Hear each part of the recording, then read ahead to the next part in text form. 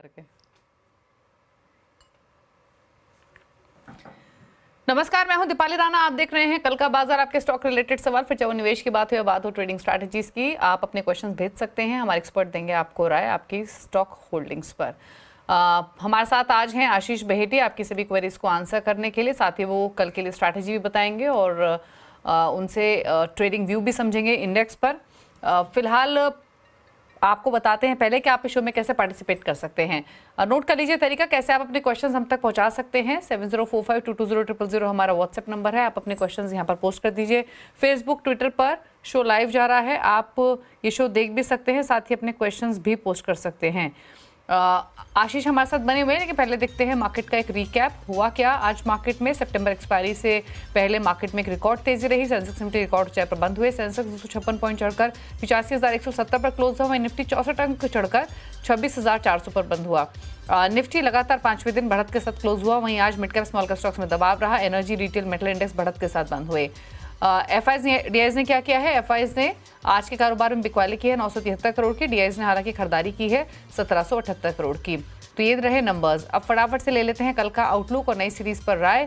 बताइए क्या राय है आपकी आशीष मार्केट्स पर कल के सेशन से, और ओवरऑल नेक्स्ट सीरीज कैसे एक्सपेक्ट कर रहे हैं? जी, गुड इवनिंग दीपाली जी। दीपाली मैम, देखिए आज 26,000 के पार पहली बार निफ्टी क्लोज हुआ है और एक काफ़ी अच्छा स्ट्रेंथ मार्केट में दिख रहा है। ऑलरेडी ब्लू स्काई टेरिटरी में निफ्टी ट्रेड कर रहा है और हमें लग रहा है वेल प्लेस्ड है 26,400 तक का मूव दिखाने के लिए। तो यहाँ से अनदर 400 पॉइंट्स की रैली हम एक्सपेक्ट कर रहे हैं। तो कोई भी डिप आती है तो उसमें पोजीशन बनाने की सलाह है, या जिनके पास लॉन्ग है बने रहे। जो स्टॉप लॉस अब मेंटेन करना है वो 25,850 25,850 का एक एसएल मेंटेन करे। अगर वही मैं बैंक निफ्टी की बात करूं तो इसका चार्ट स्ट्रक्चर भी काफी अच्छा बना हुआ है, और जिस हिसाब से आज हमने देखा प्राइवेट बैंक्स में कंटिन्यूअसली रैली बनी हुई थी, और एचडीएफसी और आईसीआईसीआई दोनों का कंट्रीब्यूशन, और लास्ट में जाते जाते सेकंड हाफ में हमने देखा एक्सिस में बहुत अच्छा एक मूव बना है। तो यहाँ से हमें लग रहा है कि और बड़ा मूव देखने मिल सकता है बैंक निफ्टी में। तो बैंक निफ्टी में खरीदारी करने की सलाह रहेगी इन लेवल्स पे, या कोई भी डिप आए तो जो स्टॉप लॉस इसमें मेंटेन करना है वो 53,800 का करीब ऐसे लेके मेंटेन करे, और 55,000 के टारगेट्स के लिए बैंक निफ्टी में भी बने रहे। ओके, स्टॉक्स स्पेसिफिक स्ट्रैटेजी क्या रहेगी आशीष आपकी कल के मार्केट में? जी, दो स्टॉक्स हमें काफी अच्छे लग रहे हैं। पहला तो है रिलायंस इंडस्ट्रीज का, जिस हिसाब से अब हमें लग रहा है कि निफ्टी को कंट्रीब्यूशन देने के लिए रिलायंस का कंट्रीब्यूशन आना बहुत इंपॉर्टेंट हो गया है, और एक अहम सपोर्ट जोन पे वापस रिलायंस ने एक सपोर्ट बनाया और वहां से बाउंस देने के लिए तैयार है। तो यहाँ पे खरीदारी की सलाह है। जो स्टॉप लॉस में मेंटेन करना है वो 2950 2950 का एक एसएल मेंटेन करे, और 3070 के टारगेट्स के लिए रिलायंस में खरीदारी की जा सकती है। दूसरा जो स्टॉक अच्छा लग रहा है हमें वो बजाज फाइनेंस का। हमें लग रहा है इसमें भी एक अच्छा मूव यहाँ से देखने मिल सकता है। तो 7550 का स्टॉप लॉस लगाकर बजाज फाइनेंस में खरीदारी की सलाह है 7,700 और 7,770 के टारगेट्स के लिए। चलिए, तो ये रही आपके लिए स्ट्रैटेजीज, और स्पेसिफिक स्टॉक्स भी आपको कल के लिए बताए गए हैं। अब सवाल जवाब के सिलसिले करते हैं शुरू। पहले कॉलर धुलिन शाह ओडिशा से हमारे साथ कनेक्टेड हैं। धुलिन नमस्कार, बताइए क्या सवाल है आपका? नमस्कार, गुड इवनिंग एवरीवन। मेरे पास जेके टायर के शेयर्स है 100 शेयर्स एट 405 रुपीज। मेरा व्यू है 8 मंथ्स टू 12 मंथ्स का, इसमें क्या करें? और एक है 50 शेयर्स डाबर के 627 पे लिए हैं। इसका व्यू है मेरा 8 to 1 ईयर का। ये दो क्वेश्चंस है। ओके, तो डाबर 627, जेके टायर 405, क्या राय रहेगी आपकी आशीष दोनों स्टॉक होल्डिंग्स पर?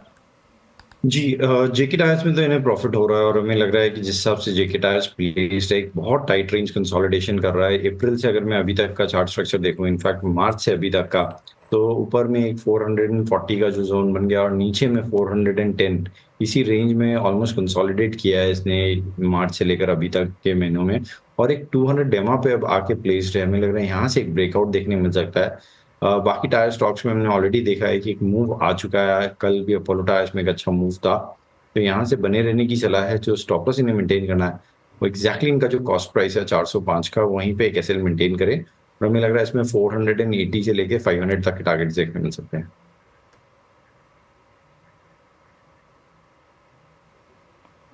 ओके, बात करते हैं अब के अग्रवाल से, दिल्ली से हमारे साथ कनेक्टेड हैं। अग्रवाल साहब नमस्कार, बताइए क्या सवाल है आपका। नमस्कार madam and good evening Ashish ji. I am the regular viewer of the CNBC Awaaz and I got number of opportunity to have the profit. मेरा एक क्वेश्चन है कि मेरे पास टीटागढ़ रेल के 50 शेयर है 1590 रुपए के रेट के, और मैंने अभी लिए थे 3 महीने पहले और 6 महीने का मेरा हॉरिजन है। और मेरा सेकंड क्वेश्चन है ओला इलेक्ट्रिक पे, मैंने 500 शेयर लिए हैं 124 एवरेज के and I can hold for another 6 month. Okay, तो 124 पर ओला इलेक्ट्रिक 6 मंथ्स का व्यू, टीटागढ़ रेल 1590। अभी बस सवाल ये है आशीष के दोनों ही स्टॉक्स इन्होंने ऊपर के भाव पर खरीदे हैं और मिड कैप्स में हम थोड़ा मुनाफा वसूली देख भी रहे हैं, तो इसीलिए इनके प्राइसेस भी नीचे आए हैं इनके बाइंग प्राइस से। अब क्या सजेशन 6 मंथ्स 1 ईयर के पर्सपेक्टिव से दोनों स्टॉक्स पर? जी, टीटागढ़ की मैं पहले डिस्कस कर लेता हूँ। स्टॉक में हमने वन वे रैली देखा था 2023 और 2024 में, और अब बाकी थोड़ा सा प्रॉफिट टेकिंग देखने को मिला है सारे मिड कैप में, स्पेसिफिकली रेलवे स्टॉक्स में। बट स्टॉक एक एग्जैक्ट सपोर्ट जोन पे आ गया है 200 एमआ पे, और पिछले 4-5 दिनों से वो अब फ्रेश लोज नहीं बना रहा है, कंसोलिडेशन मोड पे चला गया है। तो हमें लग रहा है यहाँ से एक बेस बन जाएगा स्टॉक का और एक वापस बाउंस बैक देखने मिलेगा। तो होल्ड करे स्टॉक को, जो इन्हें स्टॉप लॉस मेंटेन करना है वो 1230 1230 का एक एसएल मेंटेन करे टीटागढ़ में और इस पोजीशन में बने रहे। वहीं में अगर ओला इलेक्ट्रिक की बात करूं तो काफी रिसेंट आईपीओ और हमें लग रहा है कि वन वे रैली देखने के बाद अब जैसे ही जो एंकर इन्वेस्टर का टाइम खुला है उसमें अब सेलिंग देखने मिल रही है और एक स्टॉक में काफी करेक्शन आया। तो अगर कोई बाउंस मिलता है और उनके भाव पर आता है तो एक बार एग्जिट करने की सलाह रहेगी। ओला इलेक्ट्रिक में टीटागढ़ में बने रहने की सलाह है। टीटागढ़ होल्ड, उछाल पर निकले ओला इलेक्ट्रिक से। बात करते हैं अब सुजाता से, हैदराबाद से कनेक्टेड है। सुजाता नमस्कार, बताइए क्या सवाल है आपका।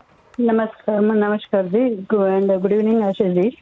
मेरा सवाल ये है कि मेरे पास टेक्सवेल है 20 शेयर्स एट 82 और टीटागढ़ वैगन 60 शेयर्स एट 122 और मुझे ये ईयर एंड तक I can hold them. Okay, तो अच्छे लेवल्स पर इनकी एंट्री है, शानदार मुनाफे में है ये। टीटागढ़ इन्होंने 122 पर खरीदा है, 4 डिजिट का हो चुका है, और टेक्स मैकोरियल 2 डिजिट में लिया 82 पर, ये भी 3 डिजिट में कर रहा है ट्रेड। तो काफी स्ट्रॉन्ग प्रॉफिट्स पे, क्या सजेशन रहेगा ईयर एंड तक के लिए? जी, पहले तो इन्हें कॉन्ग्रेचुलेट करना चाहूंगा कि एक अच्छे शेयर इन्होंने खरीदा और अच्छे से होल्ड किया है सिंस ऑलरेडी। ये काफी अच्छे प्रॉफिट में है, बने रहने की सलाह है। इससे जो स्टॉप लॉस है उसे ऊपर करके ट्रेल करते रहे और इस पोजीशंस में बने रहे। जो स्टॉप लॉस इन्हें टैक्स में और टैक्स रेल में मेंटेन करना चाहिए वो है 205 रुपीज का। यहाँ से 10 रुपए तक का नीचे का एसएल मेंटेन करे। अगर उसके नीचे जाता है तो जरूर इसमें से एग्जिट कर लेने की सलाह रहेगी। तो बने रहे 205 का स्टॉप लॉस लगाकर। हमें लगता है इसमें एक वापस बाउंस बैक देखने मिलेगा जो किसी 250 प्लस के टारगेट से दिखा सकता है। और टीटागढ़ में भी जैसे हमने डिस्कस किया 1230 का एक स्टॉप लॉस लगाए और बने रहे। टीटागढ़ में भी हमें लग रहा है कि रेलवे स्टॉक्स में वापस एक बेस फॉर्मेशन हो गया और यहाँ से एक अपवर्ड रैली रिज्यूम हो सकती है। ओके, राजहंस हैं हमारे साथ नालंदा बिहार से सवाल पूछने के लिए। नमस्कार राज, बताइए क्या सवाल है आपका। नमस्कार मैम, अडानी का 300 शेयर खरीदे हैं 800 एवरेज प्राइस के, 800 पे 300 शेयर, और कोचिन शिपयार्ड का 1740 एवरेज प्राइस है। Okay, 100 share. हेलो। ओके, और आपका होराइजन क्या है? एक्चुअली ट्रेडिंग पर्पस के लिए कुछ टाइम के लिए इसको लिए थे, लेकिन 1900 तक शॉर्ट टर्म व्यू है यानी आपका। ठीक है, fair enough. Okay, Adani total gas 800, Cochin shipyard 1745 near term view, क्योंकि ट्रेडिंग के हिसाब से इन्होंने पोजीशन ली थी। अब बताइए क्या सजेशन। जी, अडानी टोटल गैस तो इनके भाव के पास में ही है और ये स्टॉक पूरे अडानी ग्रुप में रहा है जिसने बहुत मंदी देखी है, और जहां हमने देखा कि बाकी अडानी पोर्ट्स, अडानी इंटरप्राइजेस में एक अच्छा अपवर्ड मूवमेंट आ गया, इसमें वैसा मूव नहीं बना है। और हमारी सलाह रहेगी कि अडानी टोटल गैस से एग्जिट कर ले। कोचिन शिपयार्ड में बने रहने की सलाह है। Stock already trade to trade category में जा चुका है, बी कैटेगरी में, तो उसकी वोलेटिलिटी यहाँ से हम अज्यूम कर रहे हैं कि काफ़ी कम हो जाएगी और यहाँ पे भी बने रहने की सलाह रहेगी कोचिन शिपयार्ड में। आई थिंक 2 दिन पहले इसमें डिविडेंड भी एक्स डिविडेंड हुआ है, तो अदर 2-3 रुपए का डिविडेंड भी डिक्लेयर हुआ था। तो यहाँ पे बने रहे, जो स्टॉप लॉस इन्हें मेंटेन करना है वो 1670 का एक एसएल मेंटेन करे कोचिन वाली पोजीशन में। हमें लग रहा है इसमें बाउंस बैक देखने को मिल सकता है, जो कि इसे 1950 तक का जोन दिखा सकता है। अडानी टोटल गैस में से एग्जिट करने हैं। ओके, बात करते हैं हम नीलेश से, हमारे साथ कनेक्टेड है नई दिल्ली से। नीलेश नमस्कार, बताइए क्या सवाल है आपका। मैडम मेरे पास एमएमटीसी के 6500 शेयर है 114 रुपए के एवरेज पे, और भारतीय एयरटेल के 50 शेयर है 1450 रुपए के एवरेज पे। तो उसमें इनमें क्या करना है, एक बार क्लियर कर देते आप। ओके ओके, और आपका होराइजन क्या है? मैडम टाइम का कोई दिक्कत नहीं है, मैं लॉन्ग टर्म के लिए होल्ड कर सकता हूँ, 1 साल 2 साल 3 साल कोई दिक्कत नहीं है।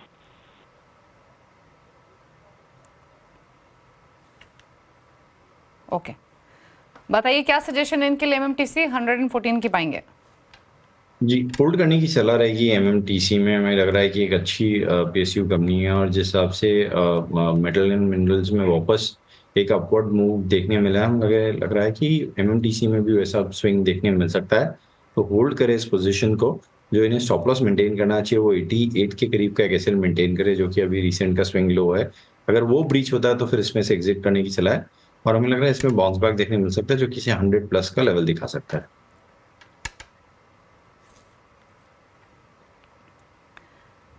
अगले कॉलर राजेंद्र कनेक्टेड है हमारे साथ नासिक से। राजेंद्र जी नमस्कार, पूछिए सवाल।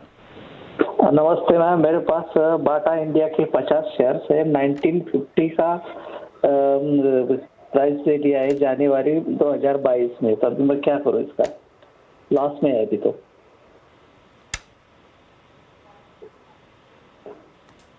ओके, पूछ लेते हैं क्या सजेशन रहेगा। क्या सलाह रहेगी इनके लिए? बाटा पर 1950 की बाइंग है, नुकसान में है। जी, दीपाली जी, बहुत अंडर परफॉर्मेंस रहा है स्टॉक में, और 3-4 अटेम्प्ट किए पिछले 1-1.5 साल में इसने 200 डेमा को ब्रीच करने का, और वो सब अटेम्प्ट्स फेल होते हुए देखने मिल रहे हैं। हार्डली 200 डेमा के ऊपर ये सस्टेन कर पाता है, और हम देख रहे हैं कि अभी वापस 200 डेमा के नीचे स्लिप हो चुका है, 200 डेली एक्सपोनेंशियल मूविंग एवरेज के नीचे। बट एक सपोर्ट जोन बना है इसका 1400 पे, तो मज्यूम कर रहे हैं यहाँ से अब एक शायद रैली इसमें रिज्यूम हो सकती है। तो risk reward point of view से एग्जिट करने की सलाह नहीं है, क्योंकि यहाँ से हम अज्यूम कर रहे हैं कि यहाँ पे वापस एक अप मूव देखने मिल सकता है। होल्ड करें इस पोजीशन को, 1400 का ही स्टॉप लॉस लगाना है। ओके, चलिए, तो ये राय रही आपके लिए बाटा पर। बात करते हैं अगले कॉलर से। डी कुमार हमारे साथ हैं फोन लाइन पर सवाल पूछने के लिए। कुमार सर नमस्कार, बताइए क्या सवाल है आपका। Good evening to you madam. पहली बात तो यह है कि बायती साहब का मैं फ़ैन हूँ, तो उनको मेरा नमस्कार कहिएगा। दूसरी बात यह है कि मेरे पास में 5 शेयर्स हैं न्यूलैंड लैब के एट 10,107, और 100 शेयर्स है मेरे पास में मनाली पेट्रोकेम के एट 101। मैं ये जानना चाहता था कि मुझे न्यूलैंड लैब के फंडामेंटल ठीक लगते हैं, तो क्या ये मैं और ऐड करूं? और मैं कम से कम 6 से 1 साल तक लिए इस पर रहना चाहता हूं। और मनाली पेट्रोकेम 2-2.5 साल से रखा हुआ है, लेकिन वो बहुत फायदा नहीं दे रहा है, मतलब इट्स इन बैड शेप। तो व्यू चाहता हूं कि क्या करना चाहिए। ओके, पूछ लेते हैं क्या सजेशन रहेगा। तो मनाली पेट्रो और न्यूलैंड लैबोरेटरीज दोनों पर आपका क्या सजेशन? जी, पहले तो न्यूलैंड लैब के बारे में डिस्कस कर लेते हैं, क्योंकि 1 वे रैली इसमें स्टॉक में बनी है, और आई थिंक नवंबर 2022 में ये स्टॉक 1500 के रेंज में चल रहा था, और अभी 12,000 का ने टच किया है। तो इस लेवल्स पे फ्रेश लॉन्ग करने की सलाह नहीं है इसका। अगर मैं 200 डेमा की भी मैं बात करूँ तो ऑलमोस्ट 7,500 के प्ले पे है, तो काफ़ी एक्सटेंडेड या स्ट्रेच्ड आउट चार्ट है।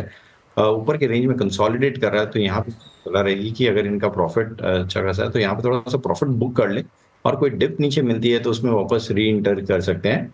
अगर ये लॉन्ग बने रह रहे हैं तो सिर्फ 12,000 के करीब का एक स्टॉप लॉस जरूर मेंटेन करें इसमें। अगला सवाल नीरज जैन ने एसएमएस के थ्रू भेजा। भोपाल से एशियन पेंट्स पर 3312 की इनकी खरीदारी है, और 200 शेयर्स इन्होंने लिए हुए हैं। क्या सजेशन रहेगा इनकी इस होल्डिंग पर? जी, एशियन पेंट्स में अभी तो थोड़ी गिरावट देखने मिल रही है शॉर्ट टर्म में, लेकिन ओवरऑल इसका चार्ट स्ट्रक्चर अच्छा बन गया है। तो यहाँ पे हमें लग रहा है कि ये जो गिरावट है अभी पिछले 7-8 दिनों से बनी है वो थमते हुए देखने मिल सकती है 20 डेमा के पास में। और आज अगर मैं इंट्राडे का भी चार्ट देखूं तो उसमें एक अच्छा बाउंस बैक दिया स्टॉक में 3200 का जो जोन है वहीं से, तो होल्ड करे इस पोजीशन को। जो स्टॉप लॉस इन्हें मेंटेन करना है 3180 का कैसे मेंटेन करे, और हमें लग रहा है एशियन पेंट्स में वापस 3380 तक का जोन देखने मिल सकते हैं। ओके चलिए, तो ये राय रही आपके लिए एशियन पेंट्स पर। रुक रहे हैं इसी के साथ एक ब्रेक के लिए। ब्रेक के उस पर कुछ और क्वेश्चन जल्द वापस आते हैं।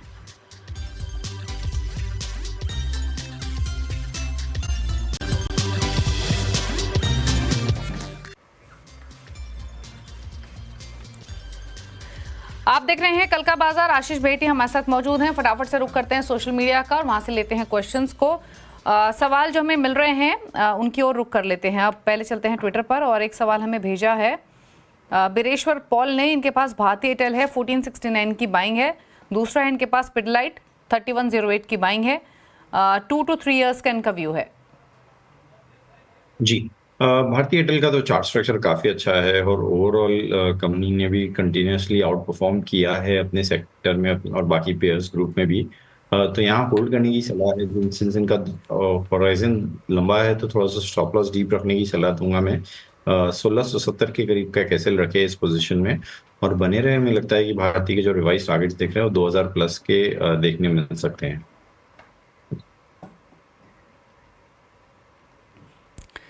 वरुण शुक्ला एक सवाल भेज रहे हैं, निफ्टी पर ये स्ट्रैटेजी पूछना चाहते हैं। इन्होंने निफ्टी सितंबर 26,000 का कॉल ऑप्शन लिया हुआ है 90 रुपए पर। बताइए।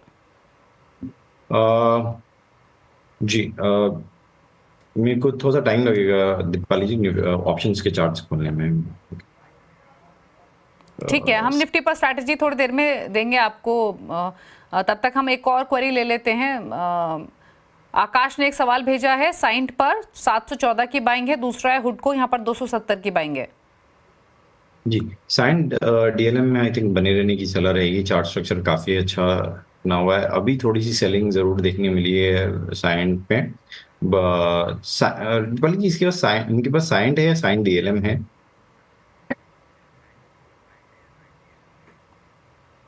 इन्होंने तो साइंट मेंशन किया है आशीष ट्वीट में इन्होंने।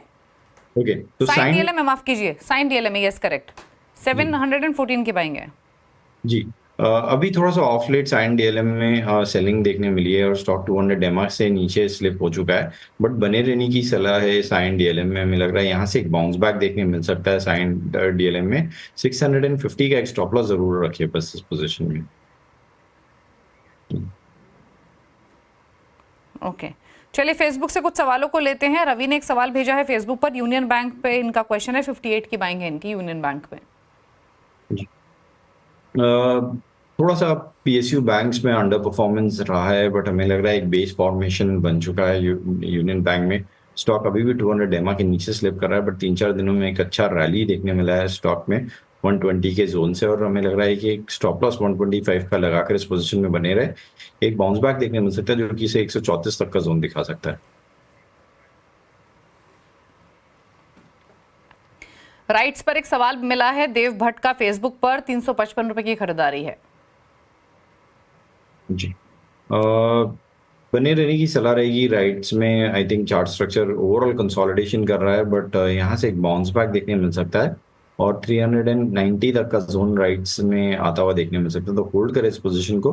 जो स्टॉप लॉस इन्हें मेंटेन करना हो 340 के करीब का कैसे मेंटेन करें।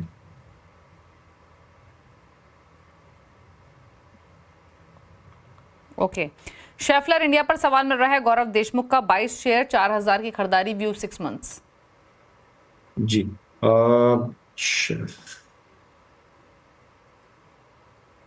जी ये चार्ट मेरे यहाँ खुल नहीं रहा है दीपाली मैम। ठीक है, छोड़ देते हैं। अगला क्वेश्चन आपको बता देते हैं। एक सवाल हमें मिल रहा है वोल्टास पर। ये भेजा है रोहित सिंह ने। 760 की खरीदारी है, 800 शेयर्स है वोल्टास के। जी, बने रहने की सलाह रहेगी। बहुत अच्छा चार्ट स्ट्रक्चर बना हुआ है स्टॉक। अपने हायर जोन जो है 1940 का और 1900 का जो एक जोन ट्रेजेक्ट्री बनी है वहीं पे कंसोलिडेट कर रहा है और हमें लग रहा है यहाँ से वापस एक अपवर्ड रैली रिज्यूम हो सकती है। एक परफेक्ट फ्लैग पैटर्न बन रहा है स्टॉक में, और अगर 1940 का ब्रेकआउट आता है तो इसमें 2000 तक के वापस लेवल देखने मिल सकते हैं। तो होल्ड करें इस पोजीशन को, 1890 का एक स्टॉप लॉस जरूर मेंटेन करें बस इसमें। राजकुमार मिश्रा सवाल भेज रहे हैं, यूपीएल पर खरीदारी की हुई है इन्होंने 610 के भाव से। यूपीएल अगर 610 के भाव से तो इन्हें काफी अच्छा खासा प्रॉफिट हो रहा है, और हमें लग यूपीएल जी सॉरी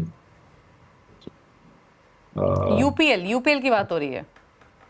होल्ड करने की सलाह रहेगी यूपीएल यूनाइटेड फास्फोरस लिमिटेड में। हमें लग रहा है कि स्टॉक एक कंसोलिडेट कर रहा है 20 डेमा के आसपास में, और यहाँ से एक अच्छा बाउंस बैक देखने मिल सकता है। ओवरऑल केमिकल स्टॉक्स में से में थोड़ा सा अंडर परफॉर्म किया है, एग्री कमोडिटीज स्टॉक्स में। हमें लग रहा है यहाँ से अब इसमें कैचअप रैली देखने मिल सकती है, और 640 तक के टारगेट्स देखने मिल सकते हैं। ओके चलिए, तो ये रही यूपीएल पर 599 पर बंद हुआ आज, 610 की खरीदारी से थोड़ा नीचे इनके बाइंग प्राइस से। चलिए सवाल तो इतने ही शामिल करेंगे। थैंक यू आशीष में आने के लिए। कोई क्लोजिंग कमेंट या कोई डिस्क्लोजर? जी दीपाली जी, इनमें से जितने भी स्टॉक्स हमने डिस्कस किया उसमें से किसी में भी हमारी पोजीशन नहीं है, लेकिन निफ्टी बैंक निफ्टी में जरूर हमारी पोजीशंस रहती है।